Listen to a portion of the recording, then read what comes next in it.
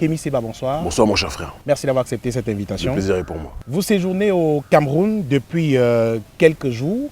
Vous avez d'ailleurs reçu un prix il y a quelques jours effectivement, le prix de leader d'opinion panafricaniste de l'année. C'est la seule raison de votre séjour au Cameroun ou alors autre chose?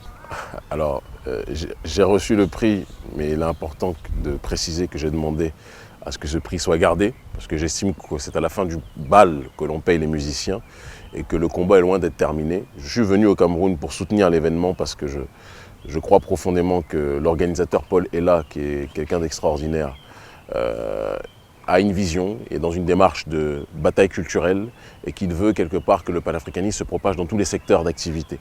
Raison pour laquelle il a organisé cet événement. D'habitude, je refuse systématiquement même de me déplacer pour ce genre d'événement ou de recevoir les prix. Avez-vous le sentiment, effectivement, en parlant de panafricanisme, que le combat panafricaniste que vous portez depuis de nombreuses années maintenant intéresse la jeunesse africaine? Est-ce qu'elle y prend vraiment des initiatives? Alors je pense que la réponse est en réalité dans votre question et que ceux qui creusent un peu savent que jamais aujourd'hui la question du panafricanisme n'a pris autant d'ampleur depuis la période des indépendances.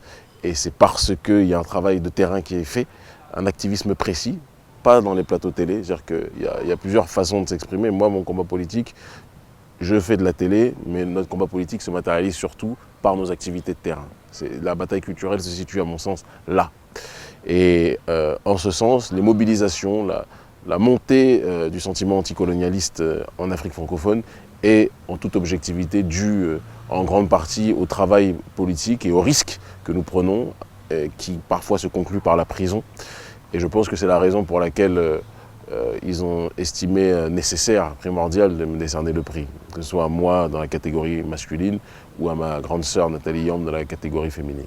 La question du franc CFA également continue de préoccuper, de faire débat, notamment en Afrique centrale, que vous présentez parfois comme la dernière poche de survivance du néocolonialisme en Afrique. Pourquoi, selon vous, on a du mal à évoluer ou à avancer sur la question? Sur le franc CFA, le débat a pris racine en Afrique de l'Ouest, suite à nos mobilisations, suite à nos sacrifices et nos prises de risques, disons-le, mais ne nous mentons pas.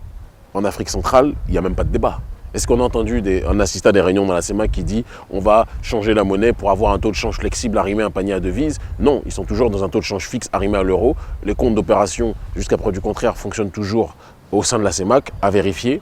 Et au-delà de ça, le néocolonialisme structurel français a une incidence, une puissance, une marge de manœuvre en Afrique centrale qui dépasse l'entendement. Et c'est à corréler avec l'établissement d'autocrates qui sont là depuis 40 ans, 30 ans, etc. Ça fait partie d'un système. Et quand on veut déconstruire ce système, on ne peut pas le déconstruire d'une partie sans déconstruire de l'autre. Donc le franc CFA, cette question est secouée profondément, d'accord? On a réussi à le pousser à un niveau institutionnel en Afrique de l'Ouest. Puisqu'on parle d'Afrique centrale, on y reste des observateurs présents de cette région comme l'un des espaces les plus liberticides, où les droits de l'homme sont bafoués, violés, les libertés réprimées, les transitions démocratiques pratiquement inexistantes. Mais pourquoi, selon vous, cette réputation colle tant à la peau de cette... Parce que la réputation s'appuie sur des faits avérés.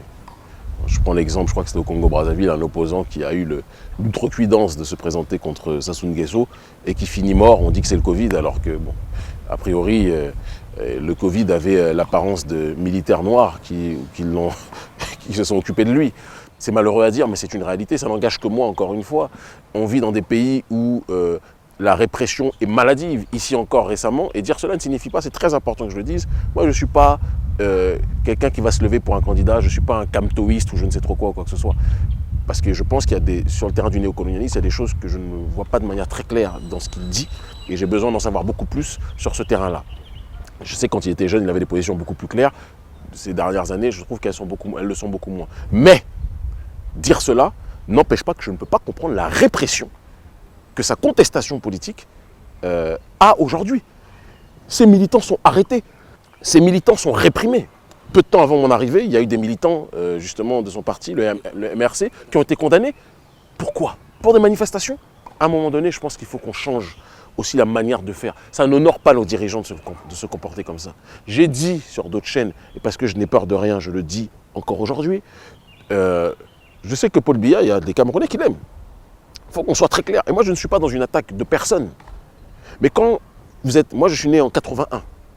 Quand je suis né, le président Biya était encore là. Mais ça, c'est la Champions League de la longévité au pouvoir. Si vous êtes long au pouvoir, mais que vous bâtissez votre pays, tant mieux. Mais si vous êtes aussi long au pouvoir et que vous ne faites rien, à un moment donné, ça ne va pas. Ou que vous ne faites pas assez, ça ne va pas.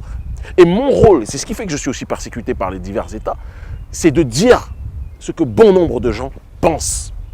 Même si je dois prendre les coups, il faut que quelqu'un ait le courage de le dire. Ça ne va pas. Et nos États sont bâtis sur la corruption, sur la malgouvernance. Alors Biya est un génie politique pour garder le pouvoir, il est très très fort. Dire qu'il serait aux mains de la France, ça serait malhonnête. Parce que je pense que la France trouve que c'est un allié, mais encombrant, d'accord? Mais dans le même temps, il sait jouer des diverses alliances, non pas pour développer son pays, mais pour se maintenir au pouvoir. Et ça ne va pas. Madame, monsieur, merci d'avoir suivi cet autre numéro de l'invité de la semaine. Rendez-vous la semaine prochaine, naturellement, avec un nouvel invité. Bonsoir.